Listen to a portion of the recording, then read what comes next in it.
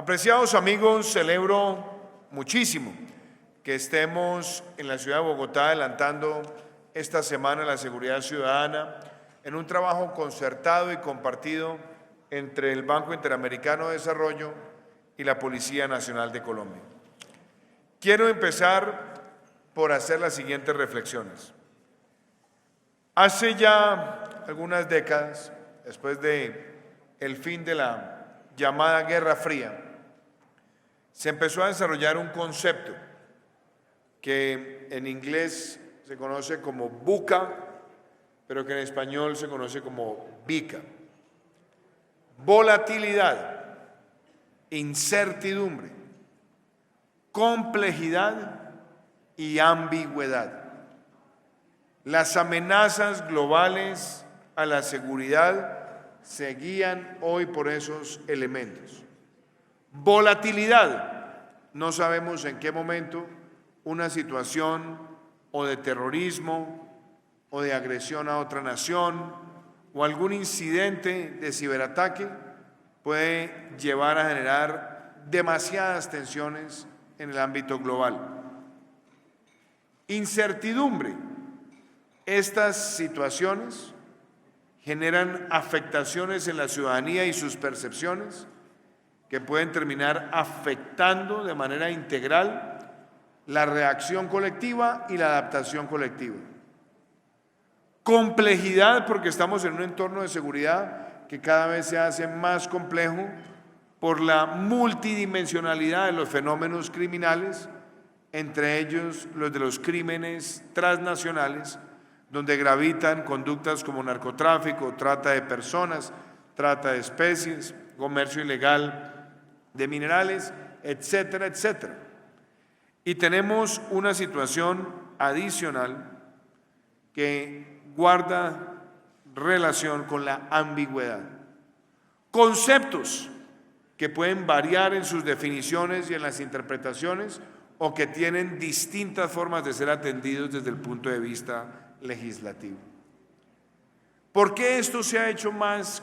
difícil en el mundo de hoy? Porque las democracias están amenazadas. Las democracias están siendo amenazadas por lo que en su último libro Moisés Naim llama las 3 P's. Posverdad, tenemos populismo y tenemos polarización. Posverdad, porque hoy se trata de llevar a la máxima expresión aquella frase que dice que percepción es realidad. Y con la velocidad de las redes y con las manipulaciones algorítmicas, se trata entonces de unas batallas de cambiar percepciones, aun cuando no medie en esos cambios el apego estricto a los hechos y a la verdad. Guerras de narrativas. Y que se encuentran con un fenómeno populista, el pan para hoy, que incuba hambre para mañana, que busca soluciones facilistas y que busca el descrédito muchas veces de las instituciones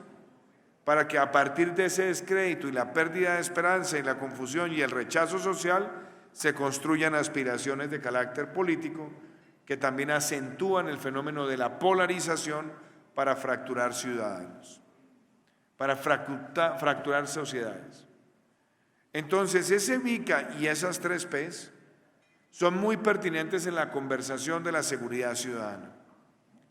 porque hay unos fenómenos que han venido aconteciendo en América Latina y tienen que ver con el intento permanente y constante de ciertos grupos y grupos extremistas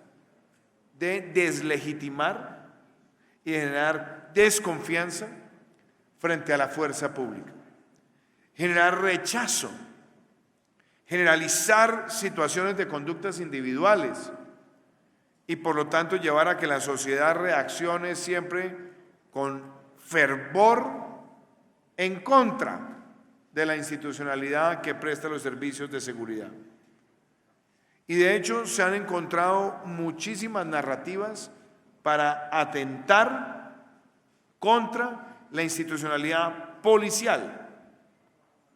limitando muchas veces inclusive el cumplimiento del deber. o generando además presión sobre los miembros de la fuerza pública para que ellos inclusive se desmoralicen al interior de la fuerza pública.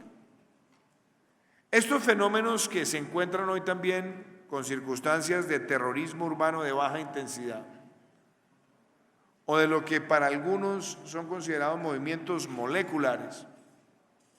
empiezan a buscar desmontar principios, políticas y mecanismos de reacción de la autoridad policial para garantizar el orden público y el orden constitucional. No es mentira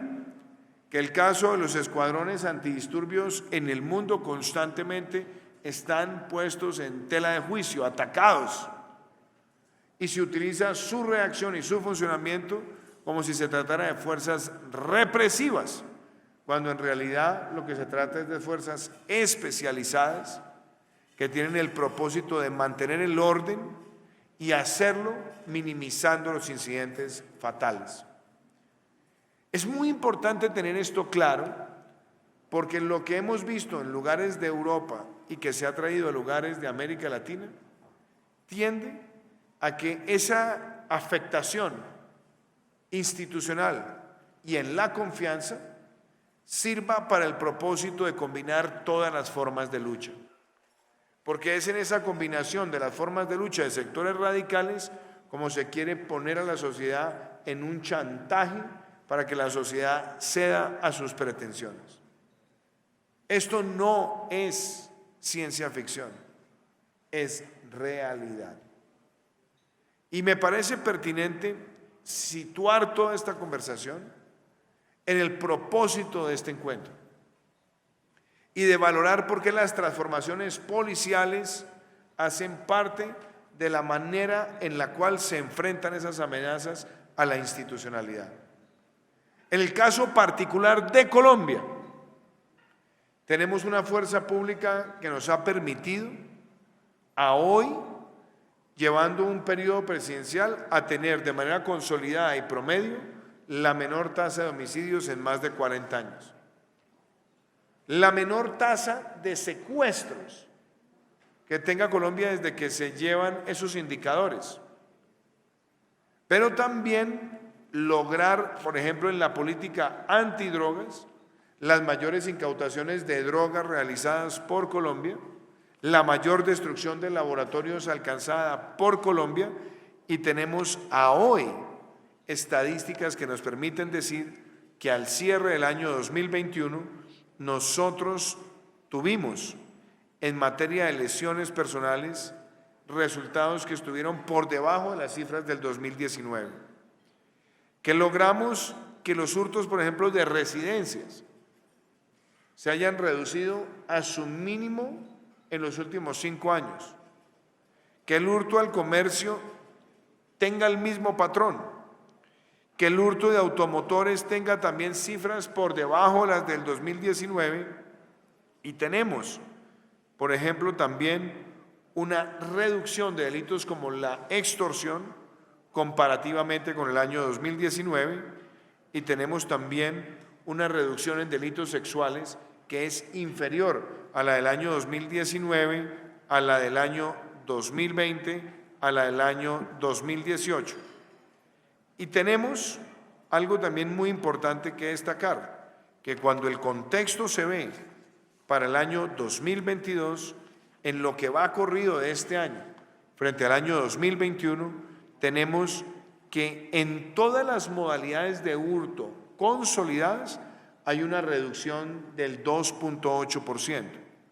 Tenemos una reducción de la extorsión en este momento del año versus el mismo momento del año pasado del 6.5%, una reducción del 29% en delitos sexuales, una reducción del 9% en delitos de violencia intrafamiliar. Y tenemos también para destacar que en materia de homicidio rural, en lo que va corrido este año tenemos una reducción del menos 6.7%, sabiendo que tenemos retos en otros lugares de nuestro país. Decir esto, ustedes dirán, bueno, el presidente nos comparte algunos de estos indicadores que son relevantes. en el ambiente de complejidad, de volatilidad, de incertidumbre y de ambigüedad, el caso más diciente del reto que ha tenido que asumir la policía es que una decisión judicial hace 4 años llevó a que las personas que tuvieran más de 20 años en el servicio policial pudieran pedir su retiro de manera automática, con beneficios, con todos sus beneficios prestacionales, y eso llevó a que salieran del servicio activo un número considerable de policías. Con el agravante, y lo saben aquí los directores de policía de América Latina, que un retiro masivo no se suple de manera inmediata, porque el proceso de formación de la policía, de profesionalización, es un proceso incremental que requiere el reclutamiento, la formación y después la entrada al servicio especial de policía. Entonces tuvimos que alcanzar estas metas en un entorno mucho más complejo desde el punto de vista de salida masiva de miembros de la institución policial, que ya hoy lo hemos corregido y que nos ha permitido también aumentar pie de fuerza en otros lugares del territorio, pero eso es una demostración de la volatilidad, de la incertidumbre, de la complejidad y de la ambigüedad. Entonces eso obliga a que todas las normas de reclutamiento, de permanencia y el incentivo para mantener el cuerpo policial activo de manera monolítica y en proceso de ascenso en la formación sea uno de los puntos centrales de las políticas policiales. Pero con otro elemento, nosotros hemos visto que esas 3 P's están siendo utilizadas políticamente y Colombia no es la excepción. Hay que generar una percepción siempre para unos sectores de desprestigio, de descrédito de la policía. Hay que atacar a la policía en su moral, en su estructura, en su funcionamiento. Y hay que salir, para algunos sectores radicales, a hacer propuestas radicales como eliminar los escuadrones móviles antidisturbios, que pueden generar unos aplausos en un sector de la población, pero que entrañan un debilitamiento estructural de la función policial. Pues bien, frente a estos fenómenos y con la fortaleza de estos indicadores que he compartido, la Policía de Colombia decidió emprender un proceso de reforma, quizás el más importante de los últimos 60 años. Y ese proceso de reforma tiene unas medidas de carácter legislativo, unas medidas de carácter normativo y tiene unas medidas de carácter institucional. Las destaco. En la parte legislativa, una nueva ley de seguridad ciudadana que castiga ejemplarmente la reincidencia y que establece protocolos diáfanos de sanción frente a esa reincidencia, que permite también las máximas penas a quienes atentan contra la vida de líderes sociales, a quienes atentan contra periodistas, a quienes atentan contra defensores de derechos humanos, pero también a quienes atentan contra la fuerza pública. La sanción ejemplarizante, la máxima sanción posible a quien atenta contra la fuerza pública debe ser una premisa general, homogénea en toda América Latina y el Caribe. Viene otro segundo elemento, el estatuto disciplinario policial. Lo hemos actualizado por primera vez en 15 años. ¿Qué quiere decir eso? La sanción a la conducta que deshonra el uniforme. La sanción frente a una conducta contraria a la Constitución y la ley debe ser rápida, debe ser ejemplarizante, pero también dando los incentivos para buscar la excelencia y aprender de los procesos policiales. Porque en un país como Colombia se adelantan más de 33 millones de procedimientos policiales al año. Y si bien tenemos 4 o 5 mil denuncias de conductas de policías promedio en los últimos años, que van desde la denuncia de un posible abuso de autoridad, de no haber cumplido un protocolo, de no haber adelantado una conducción de manera correcta, lo cierto es que frente a 33 millones de procedimientos policiales, esas situaciones siguen siendo mínimas, pero no por ello las podemos minimizar. Hay que sistematizarlas, estudiarlas y aprovecharlas para corregir. A ese elemento le hemos agregado otra parte de la reforma, el estatuto del patrullero. El policía que está todos los días en el cuadrante, en la calle, ganando el cariño, el respeto del ciudadano porque lo está protegiendo en sus núcleos más cercanos. Ese estatuto nos ha permitido no solamente hacer mucho más transparente y más abierta la remuneración y no tener que estar haciendo concursos demasiado amplios frente al cual solamente una minoría se beneficia, generando un poco de malestar en el resto, sino que nos permite ir evolucionando, donde los años de servicio y la excelencia en el servicio son factores que mejoran constantemente la remuneración del personal policial. Y que, en el caso colombiano, también nos permite a nosotros, sobre todo frente a ciertas conductas, mostrar que el patrón de excelencia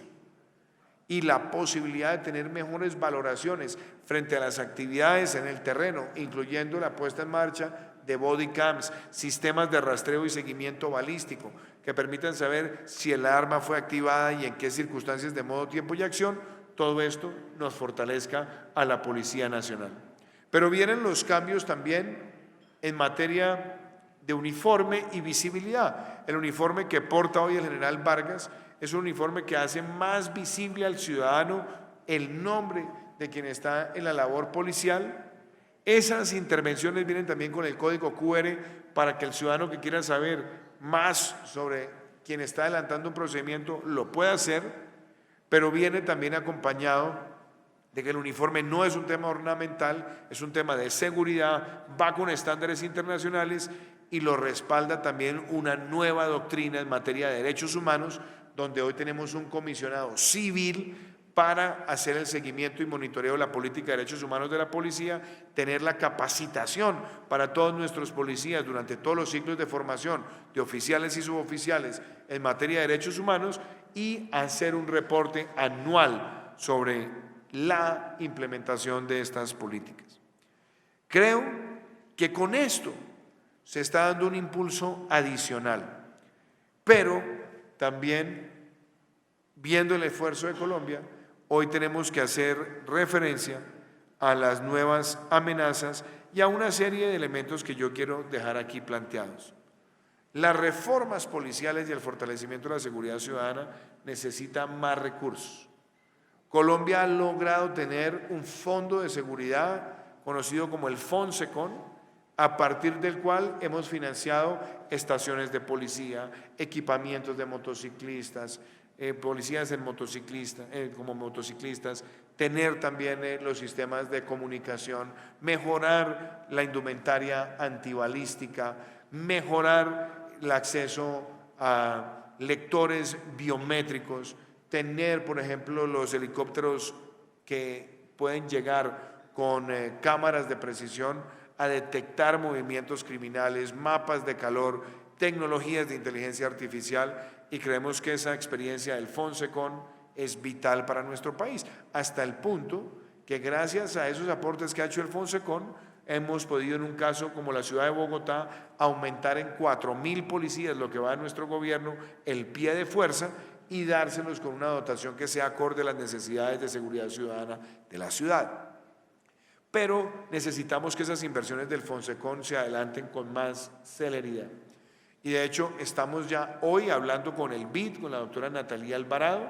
para que podamos tener una herramienta de crédito bajo la modalidad de PBL, que son créditos basados en políticas públicas, para que acompañe el desarrollo e implementación de estas medidas, pero también con un componente de inversión que nos permita a nosotros traer a valor presente neto los flujos que va a tener el Fonsecon en los próximos años para acelerar esas inversiones y esas intervenciones en materia de seguridad ciudadana que tienen dotación, centros y acompañamiento a la función policial. Creo además que hay otro tema que debe ser parte de esta discusión. Y normalmente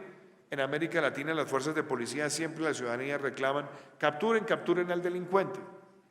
Pero la velocidad con la que se aumenta la inversión policial, la velocidad con la que se producen las capturas no es compatible con las decisiones judiciales que dictan medidas intramurales. Y eso nos está generando un problema crónico con otro agravante. En la gran mayoría de países aquí presentes, los establecimientos de reclusión de sindicados son parte de la autoridad local, sean alcaldes, gobernadores o intendentes, y estamos viendo que poca inversión están adelantando los alcaldes para que esos centros de atención a sindicados tengan los estándares que debe tener una política de seguridad ciudadana, llevando a un problema adicional, que ante la falta de tener esos centros de reclusión de sindicados, termina el sistema penitenciario y carcelario enviándolos al sistema de cárceles convencionales para sancionados, y entonces se genera una situación de hacinamiento carcelario que a su vez repercute en los índices de seguridad ciudadana, como lo hemos visto en varios países. Ha sido el caso de nuestros buenos amigos del Ecuador, que han tenido que enfrentar azonadas para restablecer el orden en el sistema carcelario, y que también lo hemos vivido en países como Colombia, en varios países de Centroamérica, inclusive en el Brasil. Otro elemento de complejidad y de ambigüedad que debemos abordar. Y aquí hay otro elemento: fortalecer ese sistema penitenciario y carcelario, tener esos establecimientos de reclusión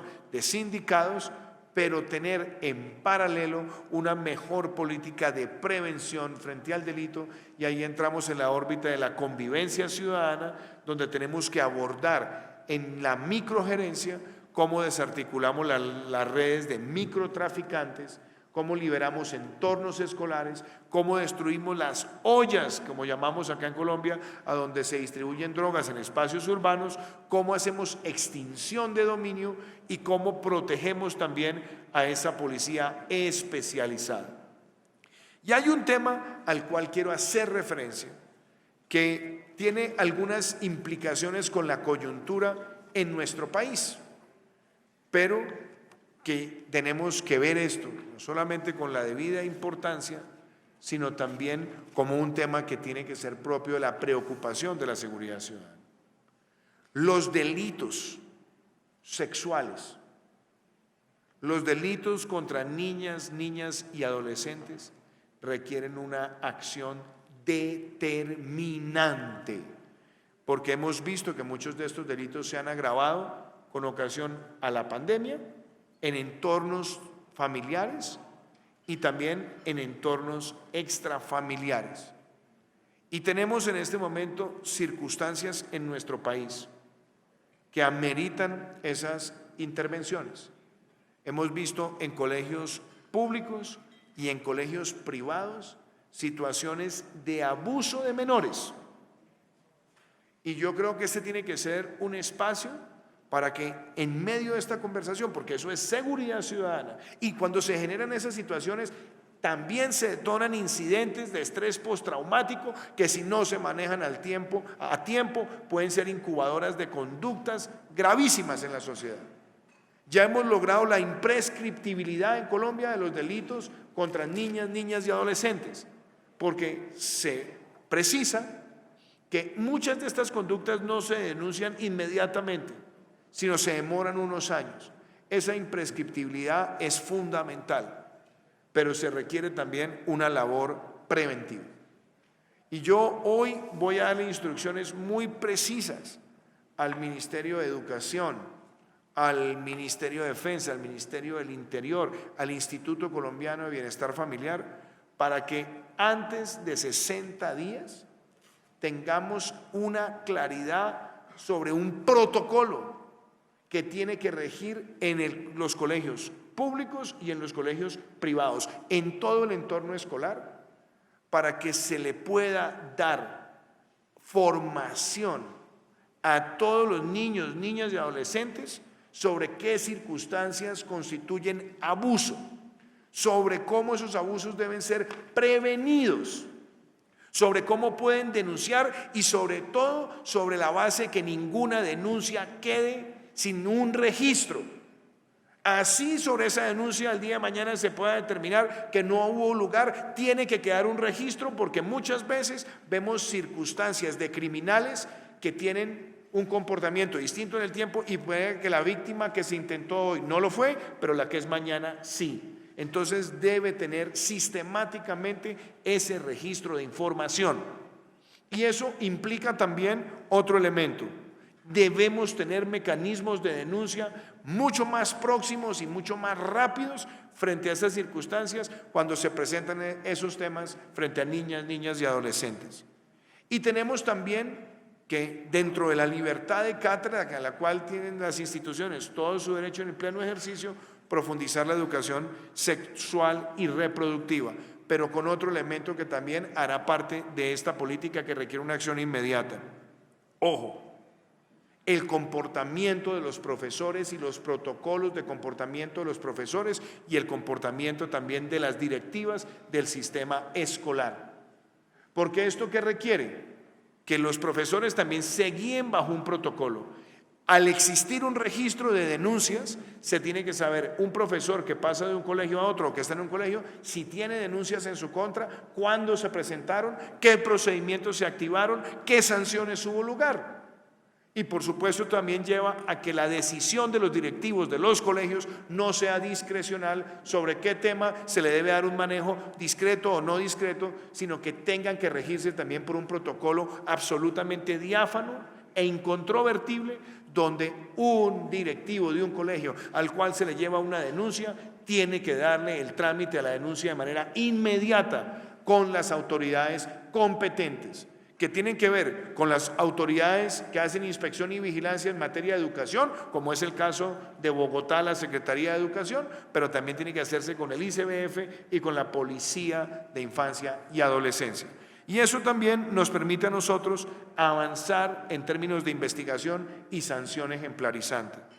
y tener definidos todos los protocolos de respuesta frente a una situación de esta naturaleza. Ustedes dirán, estos temas, ¿por qué normalmente nunca se ventilan en las conversaciones de seguridad ciudadana y se dejan más a la órbita de las intervenciones propias de infancia y adolescencia? No, señor. Yo creo que este tipo de encuentros también nos tienen que permitir a nosotros entender que del manejo de estas situaciones se pueden derivar incidentes muy graves en materia de seguridad ciudadana y por lo tanto deben ser priorizados. Así que con esta instrucción que vamos a impartir el día de hoy, que la elevaré al Consejo de Ministros, lo que esperamos es que antes de 60 días tengamos esos protocolos para que con las secretarías de educación, con el sistema de colegios públicos y privados, esté funcionando el protocolo y ese protocolo sea de manera uniforme, de tal manera que nunca queden estas denuncias ni en la impunidad, ni sin ser reportadas, ni sin ser atendidas en la inmediatez que esto requiere.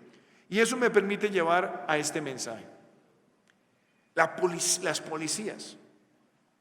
y la cooperación y la colaboración presente en esta mesa es algo que a todos nos debe enorgullecer. Esta coordinación que ha propiciado el Banco Interamericano de Desarrollo es para que la podamos multiplicar.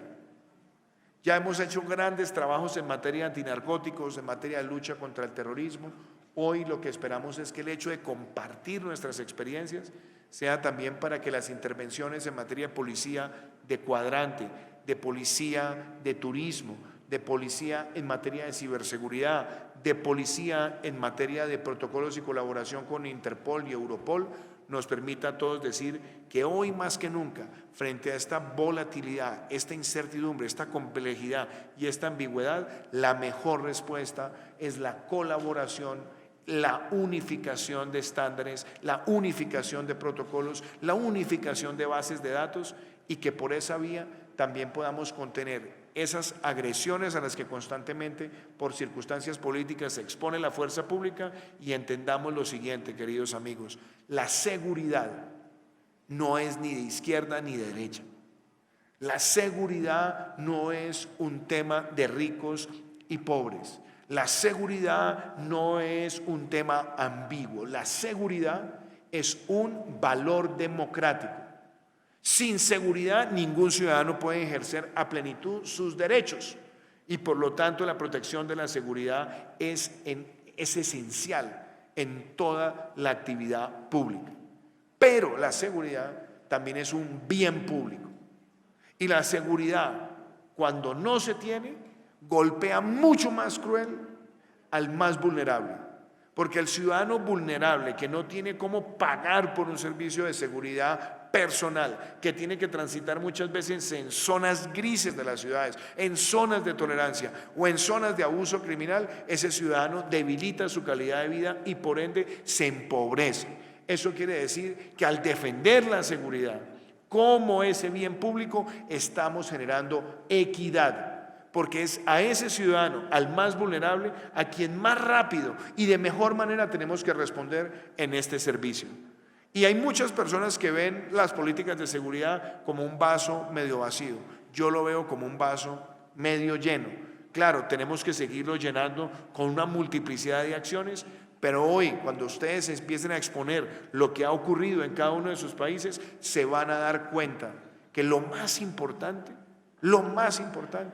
es que los estándares que tenemos hoy muestran progreso. Colombia tiene una experiencia que aportar. Sin lugar a dudas, mal haríamos todos en decir que la situación está perfecta, porque nuestras policías y nuestro personal muchas veces está expuesto a que traten de cooptar los intereses del crimen, pero hemos tenido y tenemos hoy mejores mecanismos de defensa. Con esto, lo que quiero invitarlos es a que esta Semana de la Seguridad Ciudadana la sigamos convirtiendo en lo que es la mejor herramienta de coordinación de políticas públicas de seguridad que tiene el hemisferio y que ahora con la participación dinámica también de los países europeos nos tiene que llevar a que se comparta conocimiento, cooperación, formación y que le digamos al ciudadano que una mejor policía es una mejor convivencia y una mejor convivencia es equidad. Muchísimas gracias.